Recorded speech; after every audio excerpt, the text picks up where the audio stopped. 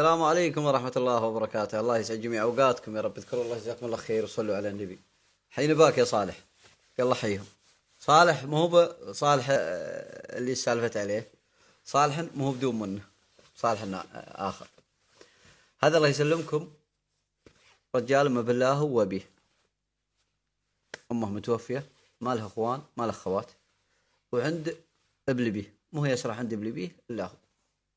وهم جماعة مو بشوي عرب، ولكن عايشين لهم في جبال. الجبال ذي في جنبها قرية مهي كبيرة. القرية ذي لها حاكم والي. فصالح ذا يسرح مع حلالها ويضوي، وله يروح ما يتحرك شبر إلا سلاحه معه. طبعا مثل ما قلنا صالح ما يتحرك إلا سلاحه معه، خنجر وبندق،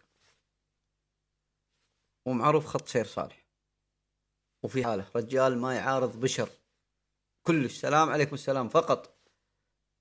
يحرك من المقطر لهم فيه مع الشابلة ويعود، ما يروح يمين ولا يسار ولا يحتك في حد ولا الحال. فطلعوا إشاعات الناس إنه مسكين، وإنه ما أدري شلون محافظ على هذا الحلال ما يؤخذ، وإنه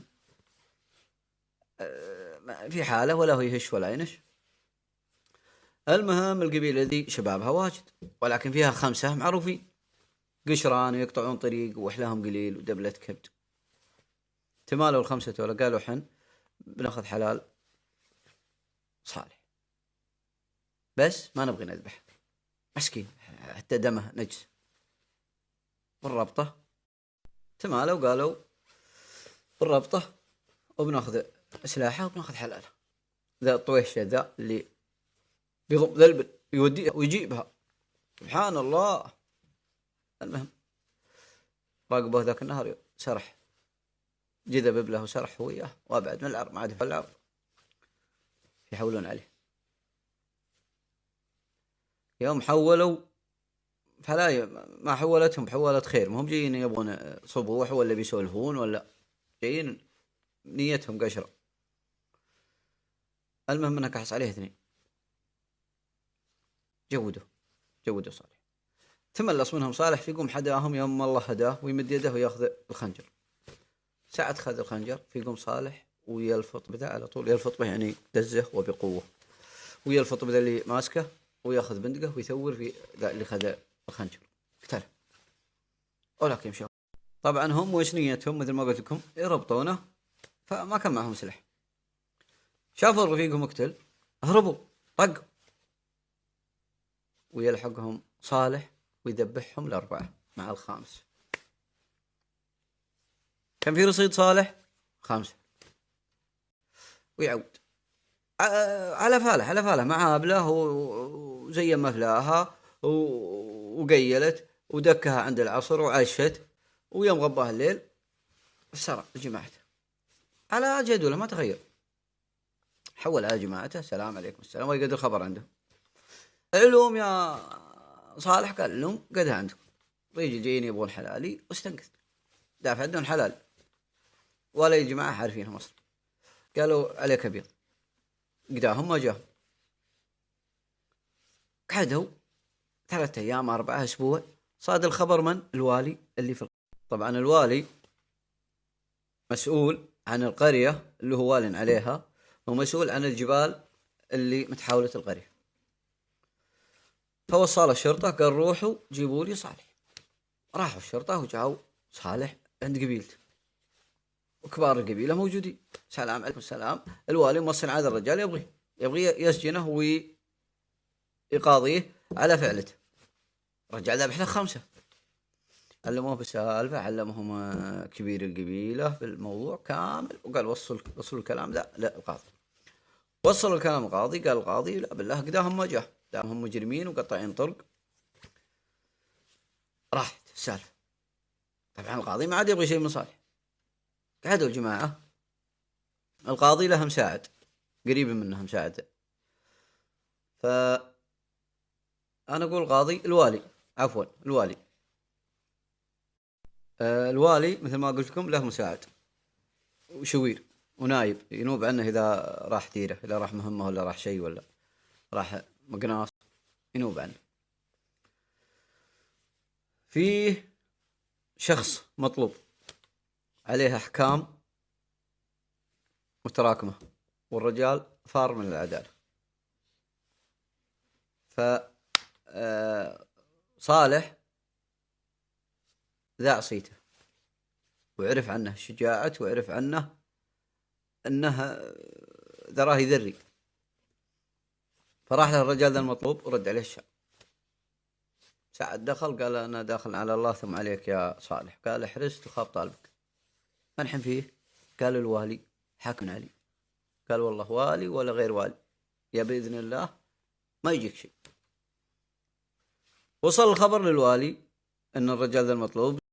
طبعا الخبر وصل الوالي، فأرسل الوالي مجموعة من الشرطة قال روحوا لصالح يسلم الرجال اللي عنده. الرجال اللي عنده مطلوب. جاءوا صالح قهواهم كرمهم قال لهم خذيتوا واجبكم اللي علي؟ قالوا نعم. قال الرجال ذا ما نمسلم، وليكم اللي عندهم الحامض يطبخ. الرجال ذا مهم مسلم.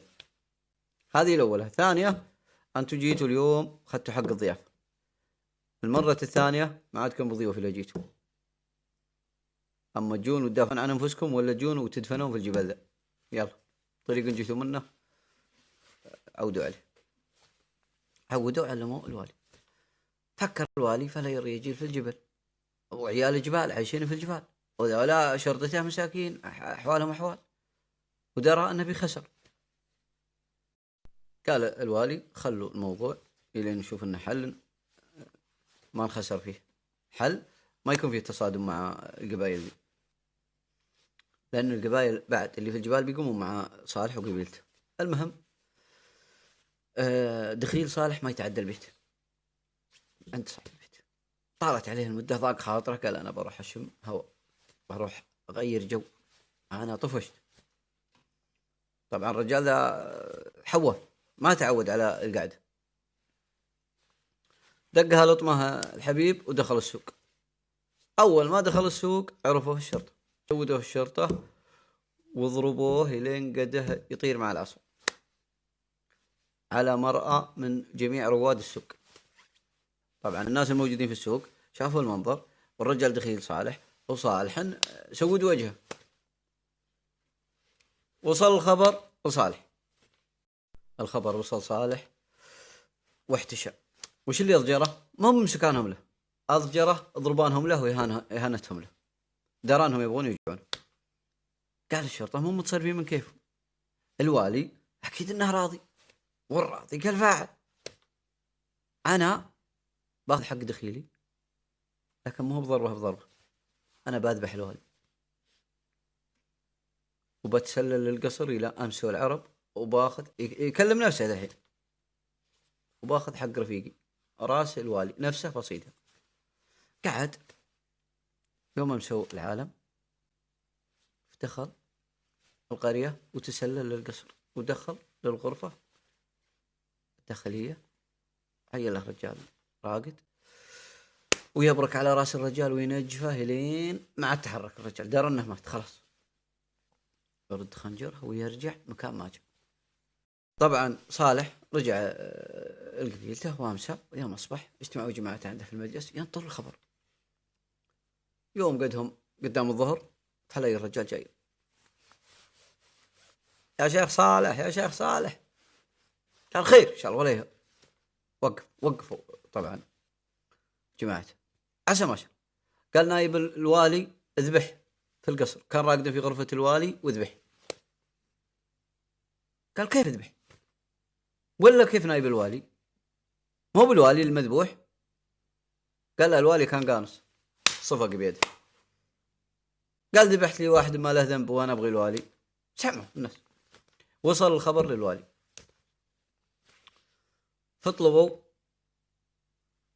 صالح للقصاص. طلبه الوالي، طلع الشرطة قال ما انا مسلم نفسي والله لا تجوني هنا مع التعدى مكانكم. المهم يوم رجع الشرطة علموا الوالي أن صالح رفض وأنه هددهم. فالوالي عارف أن الوضع أن الحرب خسرانة ضد صالح والقبائل اللي معه، فقال لازم نجيبه بالحيل. قعد يوم جاء عقب 3 أيام صوت على كبير الشرطة، قال انشر خبر أن دخيل صالح فلان اللي في السجن اللي هو أصلا دخيل صالح أنه بيذبح بدل صالح، لأن صالح ذبح له رجال ما له ذنب، وانه اليوم الفلاني بينقل من السجن اللي في القرية للسجن اللي في القرية الفلانية، في قرية كبيرة مدينة المفروض انها اسمها فيها سجن اكبر، بينقل له على الطريق الفلانية. جاء الخبر صالح، ولي صالح متشاينه عنده يذبح وهو ما له ذنب، هو يبغى يفزع له ودخيل. قرر صالح انه يسلم نفسه. الخبر وصل صالح، قرر صالح انه يسلم نفسه. يوم جاء اليوم الموعود اللي الرجال دخيل صالح بيودى فيه للسجن بينقل، فراح للطريق اللي الشرطة بيجون معها ولبد عند الطريق. يوم خذ له شوي فلا الشرطة جايين ولا ذاك دخيل صالح مربط على تيك الذلول. يوم قربوا وظهر في وجهه سلام عليكم السلام، قال يا جماعة أنا صالح الرجال ذا دخيلي وأنا بسلم نفسي وتفكونه. قال كبير الشرطة تم، ارمي سلاح بندقك وخنجرك. رمى بندقه وخنجر. أفجاوه يربطونه. طبعا الطريق جبلية، والرجال ذا دخيل صالح ممتغث. صالح مو بحي الله، قال له يا صالح لا تسلم نفسك، ما عليك منهم، ما هم معدمين. المهم انه شافهم يوم داروا كتاب صالح وربطوه، قعدوا على ركبه احتفوا بغترته. احوال حزم منه، ايديه مربوط ورا ظهره، انت يا دخيل صالح. ويشوف له حصات كبيره تحته، قط نفسه على الحصى، طاح على الحصات وقد راسه بيضه توفى. طبعا الشرطه ما فكوا صالح يوم مات الرجال، خلاص نفسه بنفسه. لا، ودوه للوالي. دار الوالي بالسالفة كاملة، وحزن من شهامة صالح، وحزن من شهامة دخيل صالح. قال يا صالح محاولتك لاغتيالي أنا معي فيك عنها، والمشاكل اللي انت سببتها أنا معي فيك عنها، باقي أهل الرجال نايبي لن. قال له الوالي موضوعك مع أهل نايبي لن ذبحتك، انقبلوا ديتهم عندي أنا، دية أبيهم، وما قبلوها يا صالح مالي لا أطبق الشرع. قال عليك لي بيض الله وجهك. نايب الوالي له أخ كريه حقود أسود وجه عاقب، دبلة كبد ما يخلص منها الصابون، وعليه صبي دين وجودي وسمح وحكيم. الصبي ذا ولد نايب الوالي. هو جاهم النابي من الوالي، النابي يعني المرسول، وعلمهم. قال عم الصبي اللي هو أخ الرجال مذبوح، جاهم رسول الوالي وعلمهم. قام عم الصبي اللي هو أخ الرجال أخ نايب الوالي، قال محمد نازلي ارجع للوالي قل له حنا نبغي راس الرجال اللي ذبح أخي. ويوم رجع فقعد يشيش الصبي، أنت يا عمه، قال له اسمع أيك لا تنازل، أيك عليك سواد الوجه لين تموت، دمي بيك لا يروح، من ذا الكلام. والصبي زين والصبي في خاطره اللي فيه.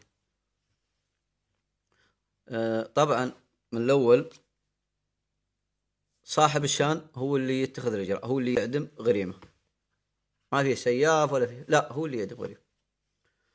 المهم يوم جاء الوالي الخبر قال خلاص حددوا له يوم يعدم. طبعا كان أيام القصاص عندهم الجمعة عشان يجمعون الناس يشوفون الإعدام ويعتبرون. حددوا إعدام صالح يوم الجمعة، أقعدوا ويوم جاء يوم الجمعة فطلعوه للساحة عقب الصلاة، صلاة الجمعة مجمعين الناس كلهم، والوالي موجود، وأخ نائب الوالي موجود، وولد نائب الوالي اللي ذبحه صالح موجود. خذ السيف الوالي ويدعي الصبي ويسلمه السيف، قال له اقتص من الرجال اللي ذبح بك. خذ السيف الصبي وقبل على صالح، قال له صالح، قال نعم، قال أسألك بالله يوم تلقاه من الغلطان أنت ولا أبي؟ قال سألتني بالله، والله ما بيني وبين أبيك شيء، والله أني ما أبغي بك، والله أني أبغي الوالي، أبغى أذبح الوالي، بس أبيك كان راقد في فراش الوالي ذاك الليل. قال سألتك بالله، قال أقسم بالله أني ما أبغى أذبح بك. قال عفيت عنك لوجه الله. عاف الولد عن صالح، وعمه يتحسك يعض شاربه وسحب عليه الصبي، عاف عن صالح. وسلامتكم. يلا.